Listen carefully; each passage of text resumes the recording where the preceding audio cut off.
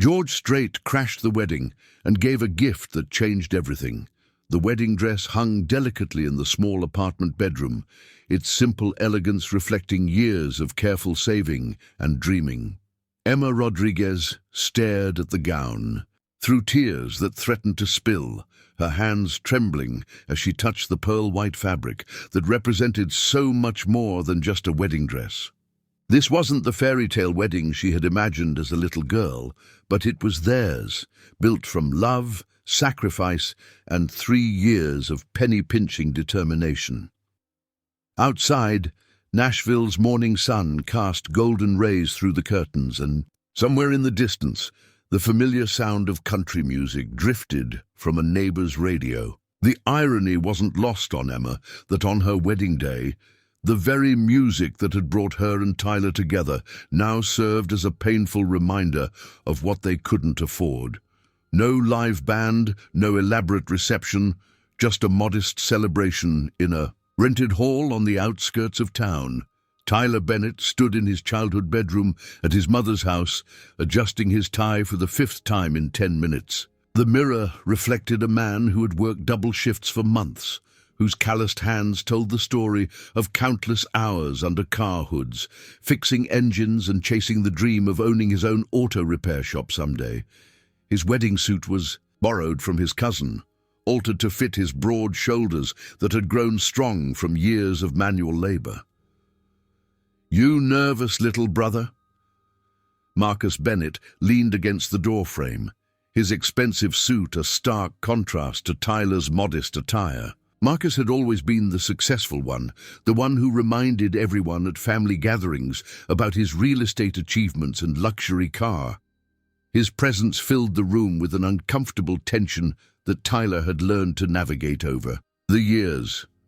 "Just thinking," Tyler replied, not meeting his brother's eyes in the mirror, "about Emma, about today, about everything we've been through to get here." Marcus chuckled, the sound carrying an edge that Tyler recognized all too well. "Right, your big dream wedding. I heard about the band situation. Tough break, but hey, that's what happens when you dream bigger than your wallet, right?" The comment stung, but Tyler had learned long ago not to engage with his brother's subtle cruelty. Instead, he focused on the memory of 3 years ago, when he had met Emma at the George Strait concert at the Grand Ole Opry. She had been standing alone during the intermission, humming along to Amarillo Morning that played over the speakers, her eyes closed as if she was absorbing every note into her soul. Tyler had approached her during I Cross My Heart, the song that would become their song. They had talked through the entire intermission about George Strait's music, about dreams, about life in Nashville. When George returned to the stage and began singing that very song, Tyler had asked Emma to dance right there in the aisle, and she had said yes without hesitation. The memory still sent warmth through his chest, even on this morning when everything felt uncertain.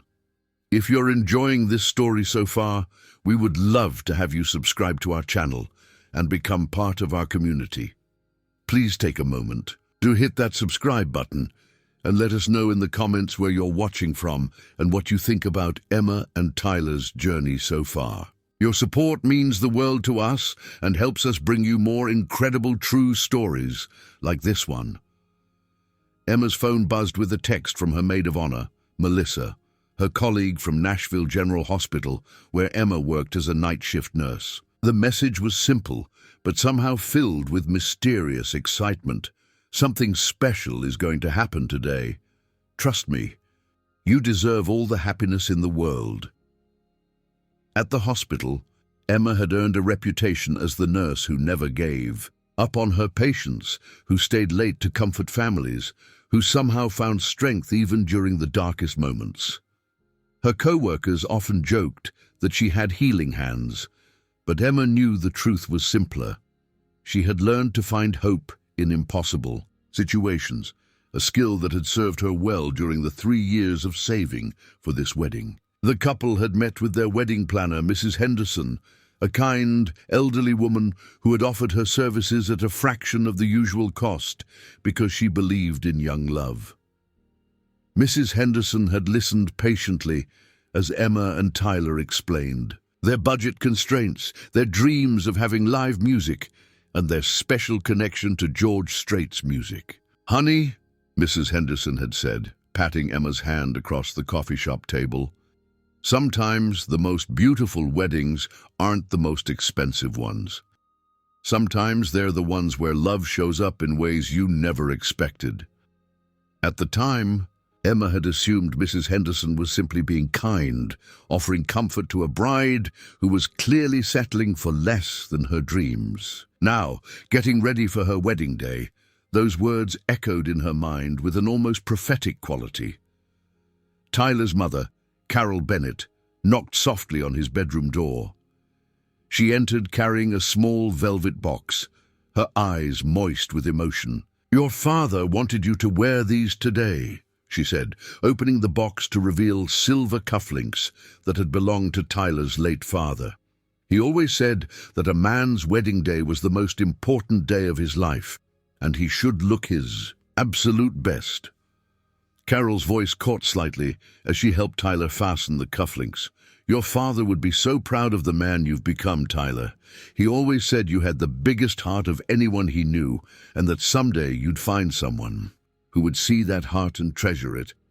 The mention of his father brought tears to Tyler's eyes. His dad had died when Tyler was 19, just as he was starting to figure out his place in the world. His father had been a mechanic too, had taught Tyler everything he knew about fixing things, about working with his hands, about treating people with respect regardless of their station in life.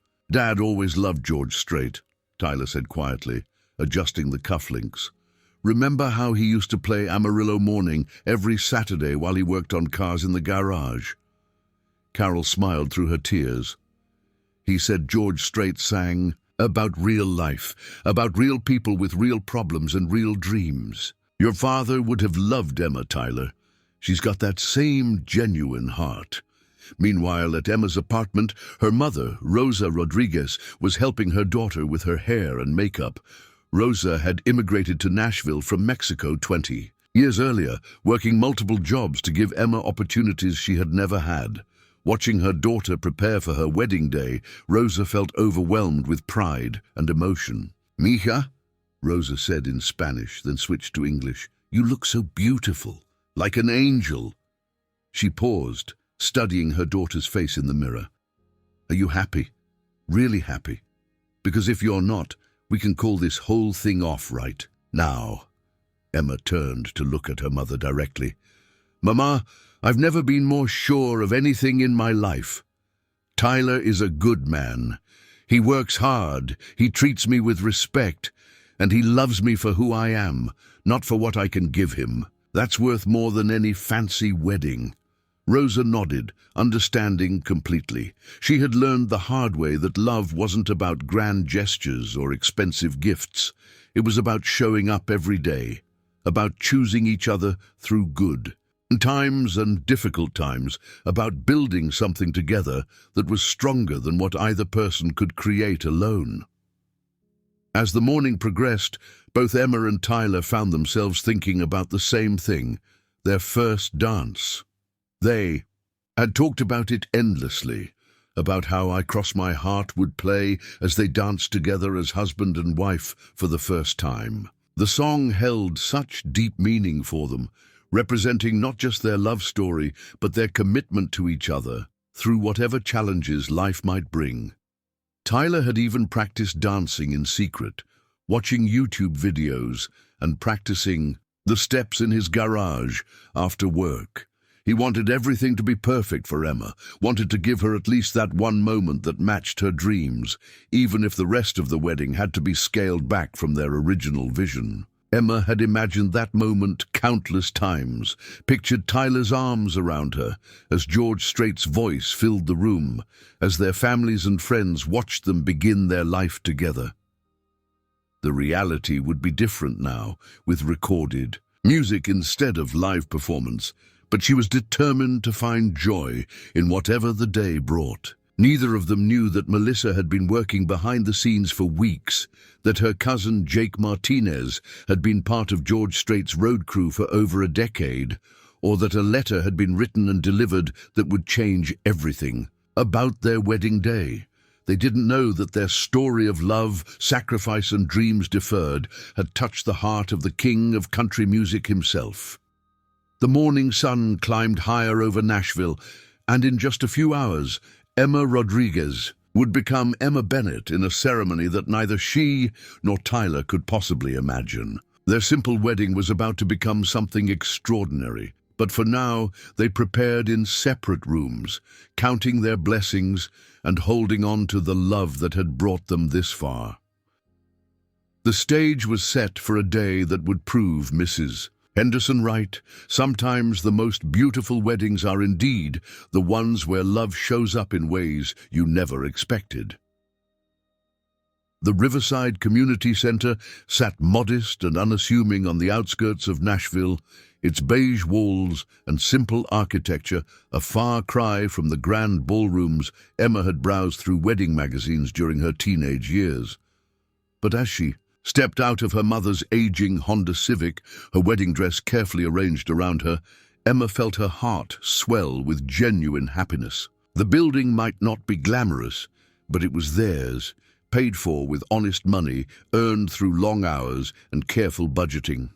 Tyler arrived separately, as tradition demanded, his borrowed suit fitting him well enough that he looked every inch the handsome groom, his hands still bearing the faint stains of motor oil that no amount of scrubbing could completely remove, straightened his tie nervously as he watched guests begin to arrive. These were their people, nurses from Emma's hospital, mechanics from Tyler's garage, neighbors who had watched their love story unfold over the past 3 years.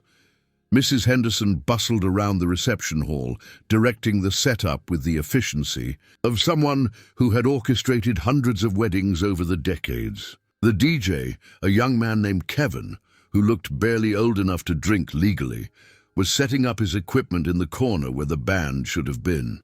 His speakers seemed tiny compared to the amplifiers that would have accompanied live musicians, and Tyler felt a familiar pang of disappointment mixed with resignation. "Don't you worry about a thing," Mrs. Henderson whispered to Tyler as she passed by, carrying a centerpiece of wildflowers that Emma had arranged herself.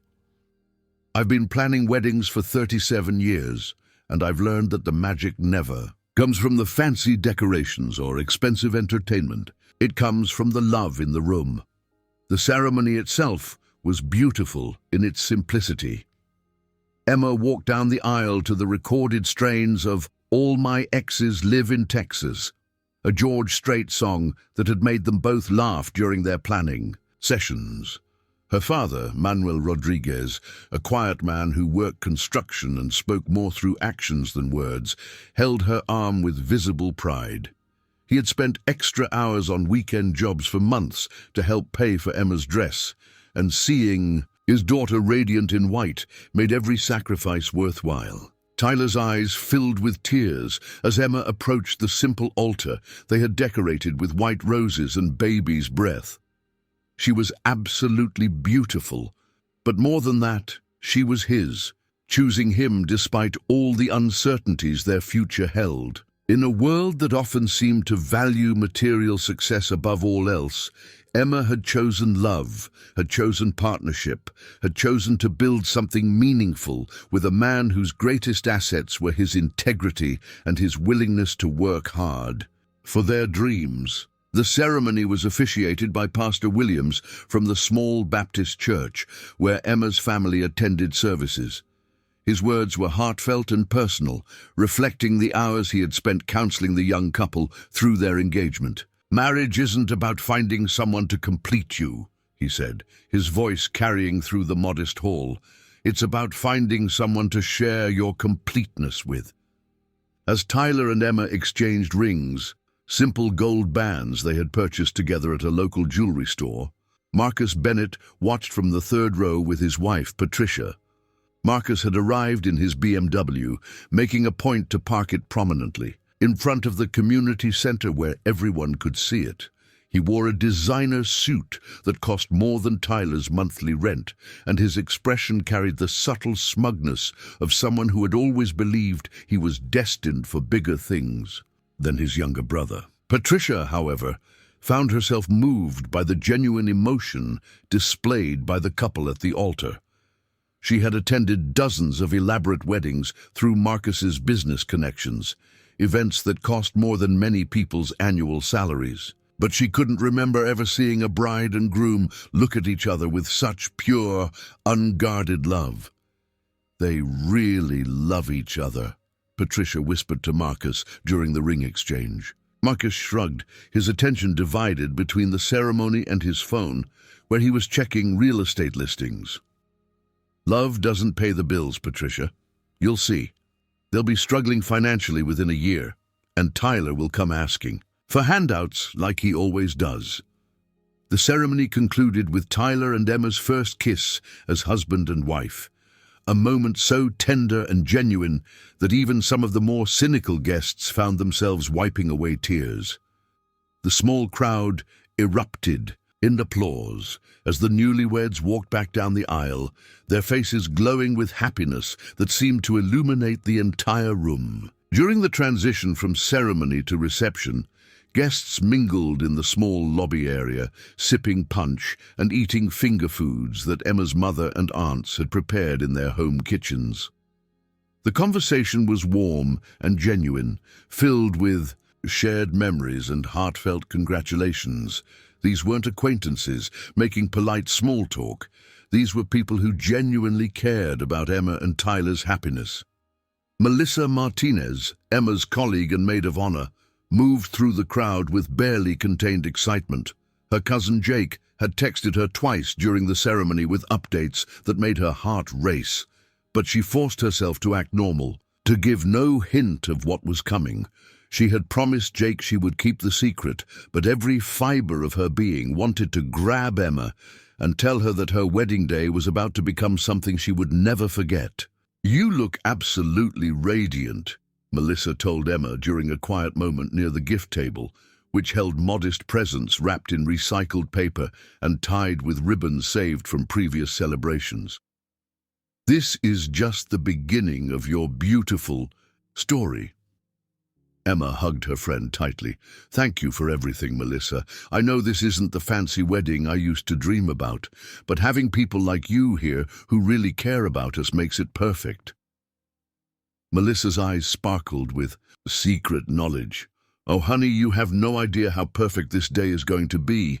As guests began moving into the reception hall, Tyler noticed his brother Marcus holding court near the head table, regaling Patricia and a few other relatives with stories about his latest real estate conquest.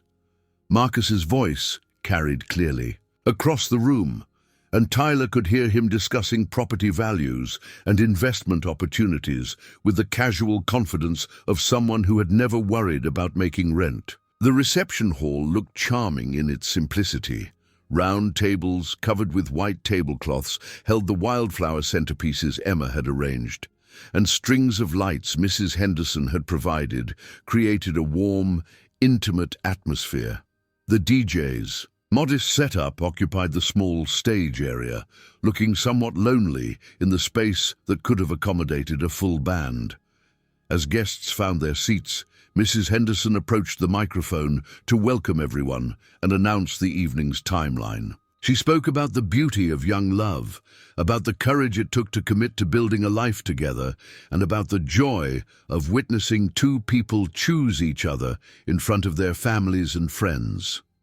Tyler's mother, Carol, sat at the family table with tears in her eyes, thinking about her late husband and how proud he would have been of their younger son. Tyler had always been the gentler of her two boys, the one who stopped to help neighbors with their groceries, who fixed cars for elderly customers at reduced rates, who had inherited his father's generous heart along with his mechanical skills. The dinner was simple but delicious, barbecue provided by a local restaurant owner who had given Emma and Tyler a significant discount because he admired their work ethic and community involvement.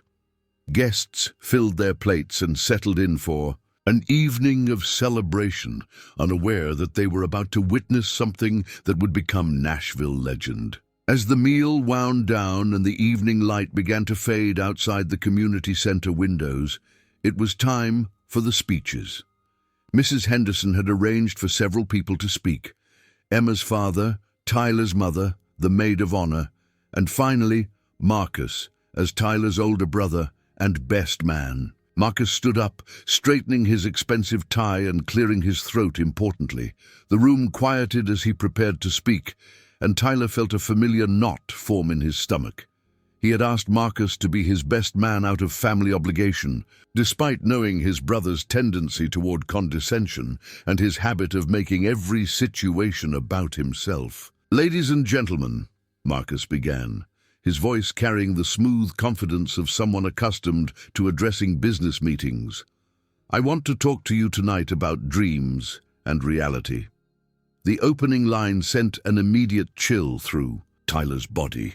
He reached for Emma's hand under the table, and she squeezed it reassuringly, though her own smile had begun to fade as she sensed the direction Marcus was heading. "My little brother Tyler has always been a dreamer," Marcus continued, his tone suggesting this was not necessarily a positive trait. "Ever since we were kids, he's had these grand ideas about what life should be like. Tonight, we're celebrating one of those dreams, his wedding to the lovely Emma." The compliment to Emma seemed genuine enough, but there was something in Marcus's tone that suggested a but was coming. Patricia shifted uncomfortably in her seat, recognizing her husband's pattern of building someone up only to tear them down. Tyler dreamed of a big wedding with live music, with all the trimmings that make these occasions truly special. He wanted his beautiful bride to have everything she deserved. Marcus paused, his eyes scanning the modest reception hall. Well, sometimes dreams have to adjust to reality. The room had grown uncomfortably quiet. Guests exchanged glances, sensing that this speech was heading somewhere inappropriate. Emma's grip on Tyler's hand tightened, and she could feel her husband's body tensing beside her. Marcus raised his glass, seemingly oblivious to the growing discomfort of his audience. "Tyler and Emma, you've learned to settle for what you can afford instead of what you want. That's an important life lesson. Not everyone gets to live their fairy tale, and that's okay. You've got each other, and sometimes that has to be enough." The word settle hung in the air like a toxic cloud. Tyler's face had gone pale, and Emma felt tears of humiliation beginning to sting her eyes. This was supposed to be their moment of joy, their celebration of love, and Marcus was systematically destroying it with his cruel assessment of their life choices. But Marcus wasn't finished. He was just getting started, and what came next would leave Tyler and Emma feeling more exposed and humiliated than they had ever felt in their lives, setting the stage for what would become the most surprising and transformative night of their marriage. "You know what Tyler's biggest dream was for tonight?" Marcus continued, his voice growing more condescending with each word. "He wanted to have live music. He specifically wanted someone to perform I Cross My Heart by Strait for their first dance. Can you imagine that? My little brother actually thought he could afford to hire musicians for his wedding." Nervous laughter rippled through the room, but it was the kind of uncomfortable laughter that comes when people don't know how else to respond to cruelty disguised as humor. Emma felt heat rising in her cheeks, a combination of embarrassment and growing anger. This was supposed to be the happiest day of her life, and Marcus was systematically destroying it in front of everyone they cared about. Tyler's hands were clenched so tightly in his lap that his knuckles had turned white. He wanted to stand up, to defend himself and Emma, to tell his brother to sit down and shut up. But years of conditioning, of being made to feel smaller than Marcus, kept him frozen in his chair. He had always been the peacekeeper in the family, the one who absorbed Marcus's cruelty rather than fight back. Strait, Marcus said with a theatrical sigh. The king of country music himself. Tyler thought he could somehow bring that level of entertainment to his wedding. Well, reality has a way of adjusting our expectations, doesn't it?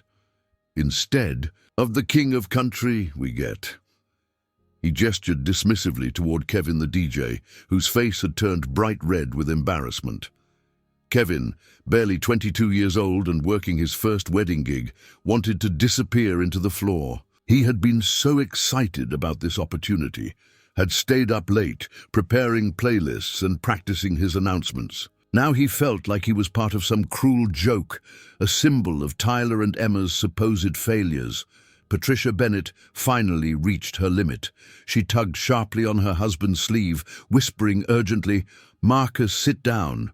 This is inappropriate." But Marcus was in full swing now, feeding off what he perceived as his audience's attention. Don't get me wrong, I admire Tyler's optimism. He's always been the dreamer in the family. While I was building my real estate business, Tyler was working on cars and dreaming about owning his own garage someday. While I was investing in property, Tyler was saving up quarters for this wedding. Emma's mother, Rosa, had heard enough. She started to rise from her seat, her protective instincts overriding her natural politeness. But Emma caught her eye and shook her head slightly. Emma didn't want to create an even bigger scene, didn't want her wedding to become a family fight that people would remember instead of a celebration of love. The truth is, Marcus continued, clearly enjoying his captive audience, Tyler and Emma represent something beautiful about young love. They're willing to dream big, even when their wallets are small. They planned a wedding around fantasies instead of budgets, and when reality hit, they adjusted. They settled for less, but they did it together. The word settled came out like a slap. Tyler finally found his voice, though it came out as barely more than a whisper. "Marcus, please." "Please what, little brother? Please stop telling the truth. Please stop pointing out that you couldn't afford the wedding you wanted. Please stop mentioning that your bride is getting a DJ instead of live music on the most important day of her life." Emma felt tears threatening to spill down her cheeks, but she refused to give Marcus the satisfaction of seeing her cry. She had worked double shifts for months to help pay for this wedding, had sacrificed new clothes and dinners out and small luxuries so they could afford this modest celebration. To hear it dismissed as settling felt like a knife twisting in her heart. Tyler's mother, Carol, had tears streaming down her face, but they were tears of anger, not sadness. She had watched Marcus bully Tyler for years, had intervened when they were children, but had stepped back as they became adults, hoping Marcus would outgrow his cruelty. Clearly, he had not. "And their song," Marcus said, building to what he clearly considered his comedic climax, "I Cross My Heart" by George Strait. Tyler actually believed he could arrange for someone to perform it live. He spent weeks researching local bands, calling around, trying to make his fairy tale come true. Well, fairy tales are for children, aren't they? Tonight, Tyler and Emma will dance to a recording like the rest of us mere mortals. Ooh, the room had gone completely silent, except for Marcus's voice. Even the servers had stopped moving, frozen by the uncomfortable spectacle unfolding before them. This wasn't a wedding toast. It was a public humiliation disguised as brotherly. Ribbing, Melissa Martinez felt her phone buzz in her purse. A text from her cousin Jake. "We're here, loading in through the back, 5 more minutes." Her heart began racing so fast she was sure people could hear it. She looked at Emma, seeing her friend's face pale with embarrassment and hurt, and wanted desperately to stand up and announce what was about to happen. But Jake had made her promise to wait, to let it be a complete surprise.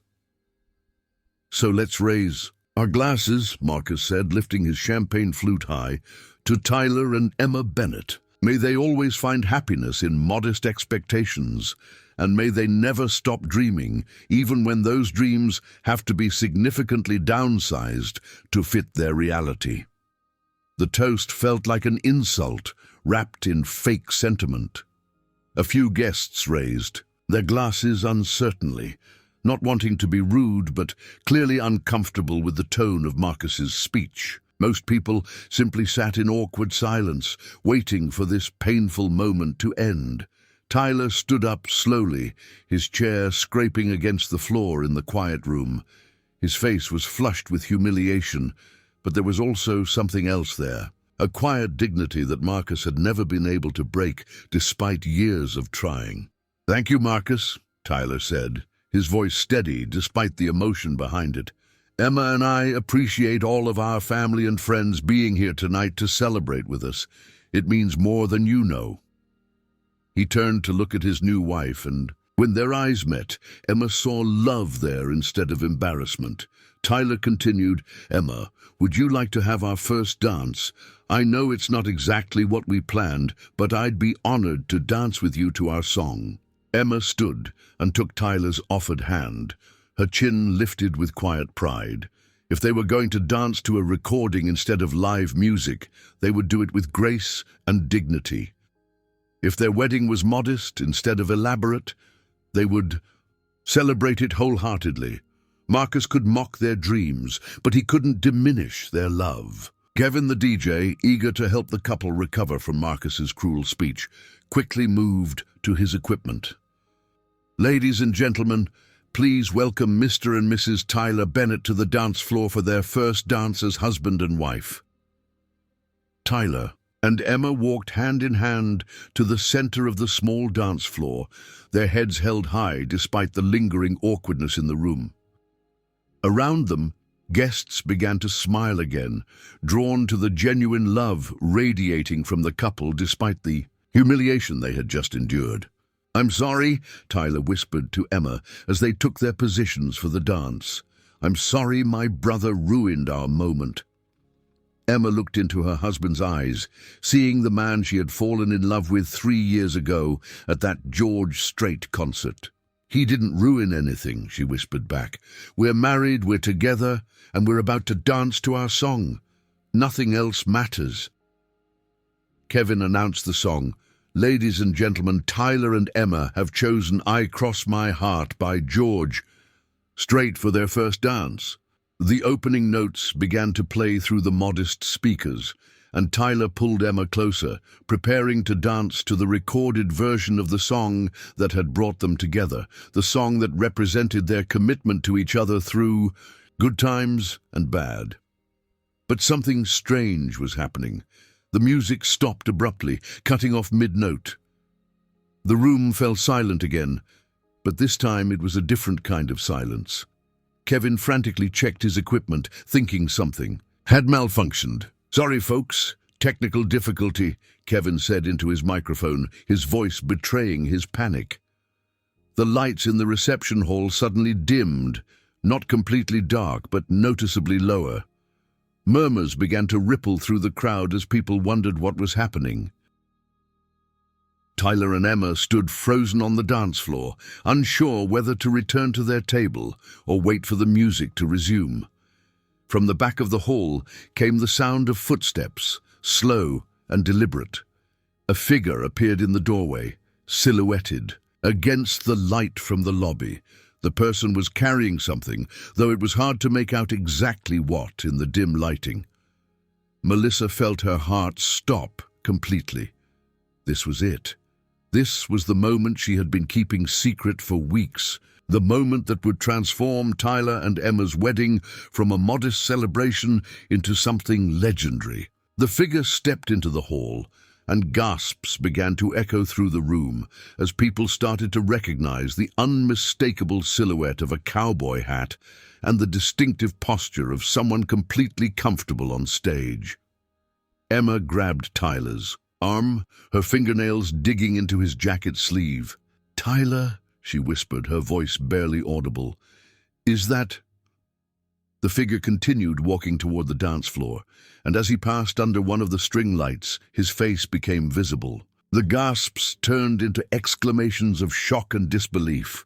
George Strait, the king of country music himself, walked calmly toward the dance floor carrying an acoustic guitar, his famous smile spreading across his face as he took in the stunned expressions of the wedding guests. The silence in the room was so complete that the sound of George Strait's boots on the hardwood floor echoed like thunder. Emma felt her knees buckle, and Tyler's arm around her waist was the only thing keeping her upright.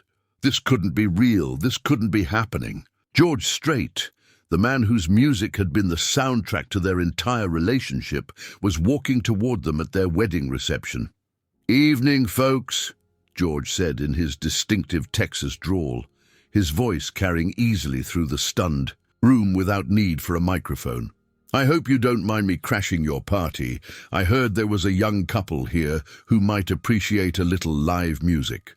Marcus Bennett's mouth fell open so wide that his wife Patricia was genuinely concerned he might dislocate his jaw. The man who had just spent 10 minutes mocking his brother's dreams of having live music at his wedding was now staring at the most famous country music star in the world, who had apparently come to perform for Tyler and Emma.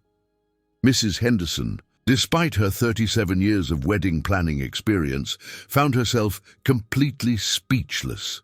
She had orchestrated surprises before, but nothing even remotely close to this magnitude. She watched in amazement as George Strait positioned himself near the dance floor, adjusting his guitar strap with the casual confidence of someone who had performed on the world's biggest stages.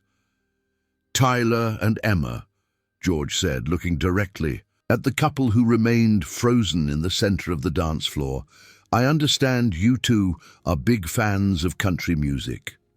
I also heard that you were supposed to have a band tonight, but things didn't work out quite as planned." Emma's hands were shaking so violently that Tyler was afraid she might collapse. Tears were streaming down her face, but these weren't tears of humiliation like the ones that had threatened during Marcus's speech. These were tears of pure, overwhelming joy and disbelief. "How?" Emma whispered, her voice barely audible even in the silent room. "How is this possible?" George smiled, his weathered face crinkling with genuine warmth. "Well, I got a letter from a very special young lady named Melissa Martinez. She told me about your love story, about how my music brought you together, and about some of the challenges you've faced to get to this day." All eyes in the room turned to Melissa, who was now crying openly, her hands pressed to her mouth in amazement at what she had helped orchestrate. Her cousin Jake had told her it was a possibility, but she had never truly believed it would actually happen. "Melissa wrote me one of the most beautiful letters I've ever received," George continued, his voice carrying the sincerity that had made him beloved by millions of fans. "She told me about a nurse named Emma who works night shifts to help save for her wedding, and a mechanic named Tyler who works double shifts to build a future with the woman he loves. She told me about two people who found each other through music and who represent everything good about love and commitment." Tyler found his voice, though it came out as a croak. "Mr. Strait, This is impossible. This is the most incredible thing that has ever happened to us." "Well, son, it's about to get even more incredible," George said with a wink. "I understand you two have a special song, something about crossing hearts?" Emma let out a sound. That was half laugh, half sob, their song. He was going to play their song, the song that had been playing when they first danced together, the song Tyler had proposed to, the song they had dreamed of having performed live at their wedding. "I know the original plan was to dance to a recording," George said, beginning to tune his guitar with practiced ease, "but I was hoping you might let an old cowboy serenade you instead." The room erupted. Guests, who had been sitting in stunned silence, suddenly burst into applause, cheers, and exclamations of disbelief. Cell phones appeared as people began recording what they knew was a once-in-a-lifetime moment. The modest community center had been transformed into the most exclusive concert venue in Nashville. Carol Bennett was sobbing openly, thinking about her late husband and how he would have loved this moment. He had always said that good things happen to good people, and watching her son and daughter-in-law receive this incredible gift felt like validation of everything he had believed about the universe. Rosa Rodriguez was praying in Spanish, thanking God for bringing such joy to her daughter's wedding day. She had worked so hard to give Emma opportunities, and seeing her daughter experience something so magical felt like all those years of sacrifice had been worth it. Even Kevin the DJ was amazed. He had been feeling terrible about Marcus's comments regarding his equipment and his youth, but now he was witnessing something that professional musicians would envy. He quickly began adjusting his equipment to record the moment, knowing that Tyler and Emma would want to have this memory preserved forever. George began to play, his fingers moving across the guitar strings with the expertise of someone who'd been performing for decades. The melody filled the room, but it was different from the recorded version they knew so well. This was intimate, personal, crafted specifically for this moment and this couple. Tyler and Emma began to dance, moving together as if they were the only two people in the world. The humiliation of Marcus's speech was forgotten. The modest surroundings of the community center were forgotten. Everything was forgotten except the music and the love they shared. As George sang, his voice carrying all the emotion and sincerity that had made him legendary, the entire room was mesmerized. This wasn't just a performance, it was a gift, a blessing, a moment of pure magic that would be talked about for years to come. Marcus Bennett stood in the corner, his expensive suit and luxury car suddenly feeling meaningless. He had spent the evening mocking his brother's dreams, calling them unrealistic and childish. Now he was watching Tyler and Emma dance to a private performance by one of the most successful musicians in American history. Patricia looked at her husband with a mixture of disappointment and pity. She had watched him systematically try to destroy Tyler and Emma's joy, and now she was witnessing the universe's response to his cruelty. The couple he had mocked for settling for less were experiencing something that money couldn't buy, that connections couldn't arrange, that success couldn't guarantee. "How?" Marcus whispered to his wife, his voice hollow with shock. "How did they manage this? How did Tyler arrange for George Strait to come to his wedding?" Patricia looked at her husband with new eyes, seeing clearly, for perhaps the first time, the ugliness of his character. "They didn't arrange it, Marcus. They earned it. They earned it by being the kind of people who inspire others to do extraordinary things for them." As the song reached its climax, George's voice soared through the room, carrying with it all the hopes and dreams of the young couple dancing in his honor. The lyrics spoke of commitment, of love that endures through all challenges, of promises meant to be kept forever. The guests were transfixed, many of them crying openly as they witnessed something that transcended entertainment and entered the realm of the miraculous. This was more than a wedding reception. It was a celebration of love rewarded, of dreams fulfilled in ways that surpassed the original vision. As the final notes faded away, the room exploded in applause that seemed to go on forever. Tyler and Emma stood in the center of the dance floor, holding each other tightly, tears streaming down both their faces. They had dreamed of having their song performed live at their wedding, but they had never imagined anything like this.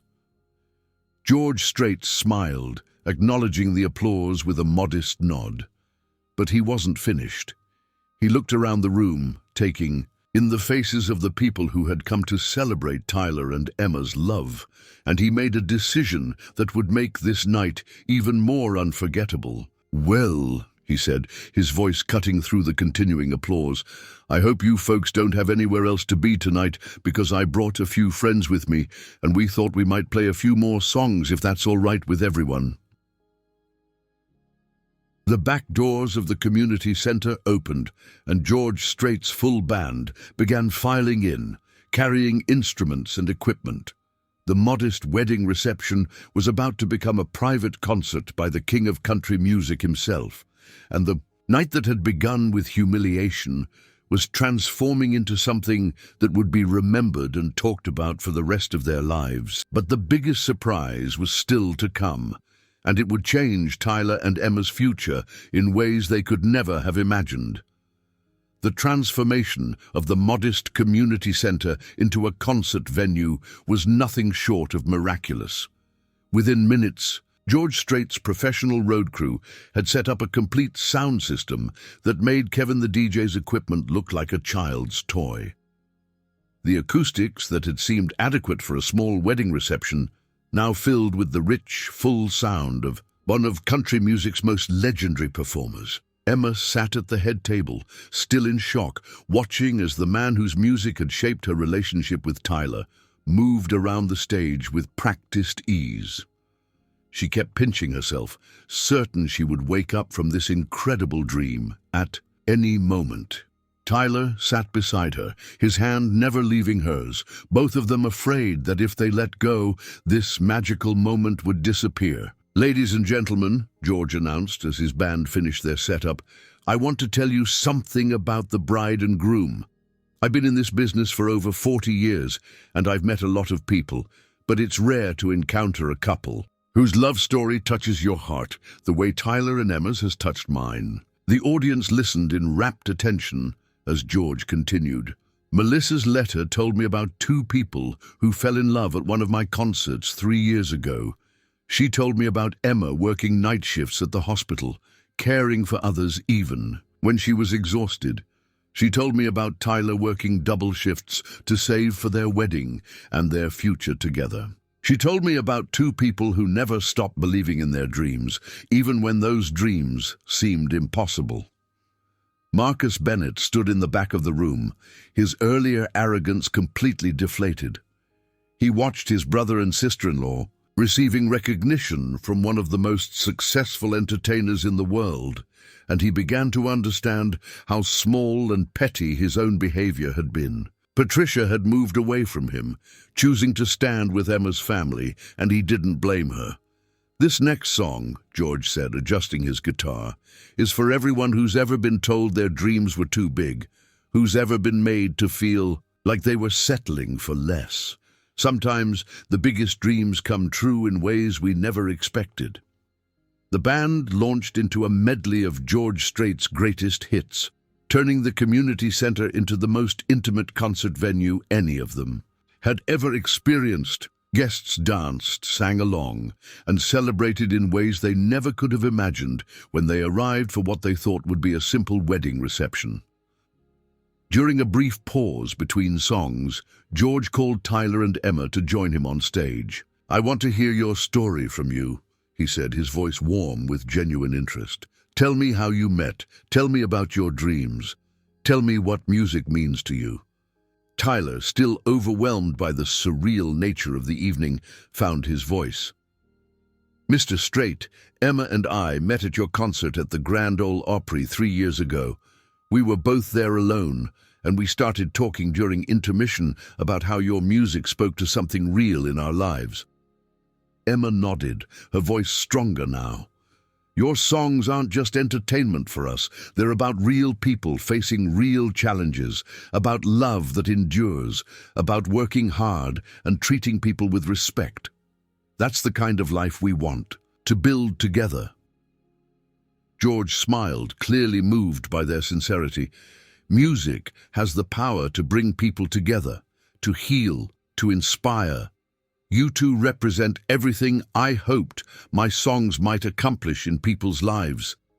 As the evening continued, George performed song after song, turning the reception into an unforgettable celebration. But it was during a quiet moment between sets that the real magic happened. George approached Tyler and Emma privately, away from the crowd and the cameras. "I want to talk to you both about something," George said, his voice serious now. "I've been thinking about your story, about your dreams, about the kind of people you are. I have a proposition for you." Tyler and Emma exchanged glances, hardly daring to imagine what the king of country might propose. "Tyler, Melissa told me you're a talented mechanic who dreams of owning your own business someday. I happen to need someone I can trust to oversee the maintenance of my tour equipment. It's a position that would allow you to travel, to learn from the best technicians in the business, and to build the kind of experience that would make your own garage successful someday." Tyler's mouth fell open. "Are you offering me a job, Mr. Strait?" "I'm offering you an opportunity, son, a chance to turn your skills into something bigger than you ever imagined." Emma felt her heart racing. This was beyond anything they had ever dreamed possible. "And Emma," George continued, "I've been wanting to expand my charitable work, particularly in the area of music therapy for patients in hospitals. I need someone with your medical background and your understanding of how music can heal. There's a program I want to start, working with hospitals across the country, and I think you'd be perfect to help develop it." Emma's hands flew to her mouth. "You're offering me a position too?" "I'm offering you both a chance to be part of something meaningful, something that combines your professional skills with your love of music. You'd travel with the tour, work together, and help bring healing to people who need it most." The implications were staggering. Not only would they be working in their chosen fields, but they would be doing it together as part of George Strait's organization, traveling the country and making a difference in people's lives. "But why?" Tyler asked, his voice barely above a whisper. "Why would you do this for us?" George looked at them both with fatherly affection. "Because I believe in rewarding good people, and because I think you have something special to offer the world. Your love story, your work ethic, your character, these are the qualities I want to be associated with my organization." Emma began crying again, but these were tears of overwhelming gratitude and joy. "We accept," she said without hesitation. "Of course we accept." Tyler nodded vigorously, still unable to fully process what was happening. "Yes, sir. We would be honored to work with you." George smiled, pulling them both into a hug. "Welcome to the family." As the evening wound down and the final songs were performed, Marcus Bennett approached his brother. His usual arrogance was gone, replaced by genuine remorse. "Tyler," Marcus said, his voice thick with emotion, "I owe you an apology. I owe you both an apology. What I said earlier was cruel and wrong. I was jealous of something I didn't even understand." Tyler looked at his brother, seeing vulnerability there for the first time in years. "Marcus, we're family. Family forgives." "I was wrong about your dreams," Marcus continued. "I was wrong about everything. You didn't settle for less. You chose love, and love chose you back in ways I never imagined possible." Emma stepped forward and hugged her brother-in-law. "We're family now, Marcus. Tonight showed us that miracles happen when good people come together." As the last guests departed and the equipment was packed away, Tyler and Emma stood alone in the empty community center, still wearing their wedding clothes, still unable to believe what had transpired. "Did that really happen?" Emma asked, looking at her new husband. Tyler pulled her close, thinking about the journey that had brought them to this moment. "It happened because of who you are, because of who we are together. George Strait didn't just give us a job, he recognized something in us that we didn't even know we had." "Where do we go from here?" Emma asked. Tyler smiled, thinking about the future that stretched before them, filled with possibilities they had never dared to imagine. "We go everywhere, together. We build the life we dreamed of, but bigger and better than we ever thought possible." 6 months later, Tyler and Emma were traveling across the country with George Strait's tour, Tyler managing the technical crew with skill and dedication, Emma developing music therapy programs that were changing lives in hospitals from coast to coast.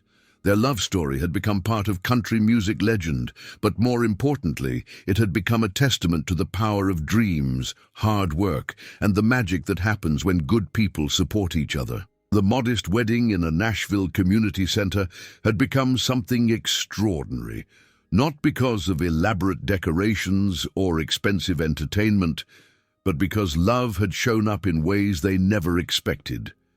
And in the end, that was the greatest gift of all.